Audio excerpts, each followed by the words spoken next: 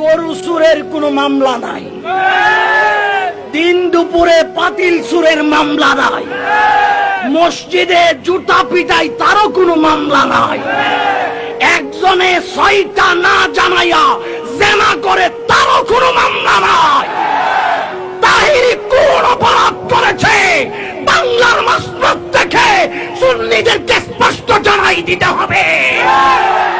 কারণ তাহিরির বিরুদ্ধে মামলা করে নাই, এই দেশে সমস্ত সুন্নিদেরকে তার আঙ্গুল দিয়ে দেখিয়ে দিয়েছে সজাগ হও, প্রস্তুত হও, না হয় তোমরাও বেঁচে যাবা। ওরা আমাদেরকে সেটা দেখিয়ে দিয়েছে। এখন আর পরে বসে থাকার টাইম নাই।